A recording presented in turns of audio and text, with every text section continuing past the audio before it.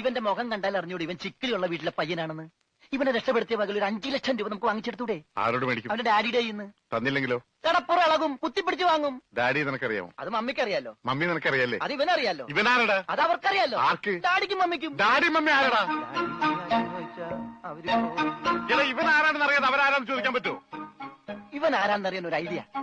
ഇവന്റെ ഒരു ഫോട്ടോ എടുത്തിട്ട് ഇവനെ തന്നെ കാണിച്ചിട്ട് ഇതാരാന്ന് ചോദിച്ചാ പോരെ. അപ്പൊ അവൻ പറയില്ലേ? ഇല്ലേ? ഇല്ലെങ്കിൽ ഫോട്ടോ കളഞ്ഞേക്കാം.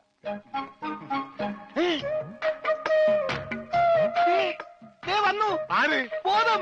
ഭൂതോ? ഭൂതമല്ല, ബോധം. കണ്ണൂർ ചിരിക്കാണ്ടില്ലേ? മോനെ, നീ ജീവിച്ചിരിപ്പുണ്ട്, മരിച്ചിട്ടില്ല. നിന്നെ രക്ഷിച്ചത് ഞാനാ. ഞങ്ങളാ. നീ ധൈര്യമായിട്ടിരിക്ക്, ഞങ്ങളുടെ കൂടെ. മോന്റെ വീട് എവിടെയാണ്? നാടെവിടെയാണ്? ഞങ്ങൾ ഇപ്പൊ തന്നെ അറിയിച്ചേക്കാം. ഒന്നും പേടിക്കണ്ട, കാശ് തരാനുള്ളവരുടെ ലിസ്റ്റ് എന്തേലും ഉണ്ട്, നമുക്ക് ഉടനെ മേടിക്കാത്. മോന്റെ വീട് എവിടെയാണ്? പറ മോനെ. ഞങ്ങള് പറയണത് മോൻ കേക്കണുണ്ട? ആ, എങ്ങനെ കേക്കാനാണ്? ചെവിയിലൊക്കെ വെള്ളം കയറി അടഞ്ഞു കാണും.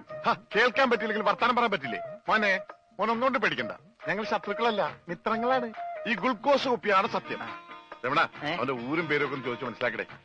ആ പിന്നെ, നിന്നെ രക്ഷിച്ച വകയിൽ കിട്ടാനുള്ള 5 ലക്ഷത്തിൽ 2 ലക്ഷം രൂപ ഇന്ന് കിട്ടണം. ബോധം പോയി. ബോധം പോയ പോകുമല്ല. ബോധം വന്നപ്പോ എന്തായിരുന്നു ബഹളം? അത് കേട്ടപ്പോ എനിക്ക് മനസ്സിലായി നീ ബോധം കെടുത്ത് ഇറങ്ങുന്നത്. ഇപ്പൊ എന്താ ചെയ്യാ? ഇനി ബോധം വന്നവരെ വെയിറ്റ് ചെയ്തി. ഗ്ലൂക്കോസ്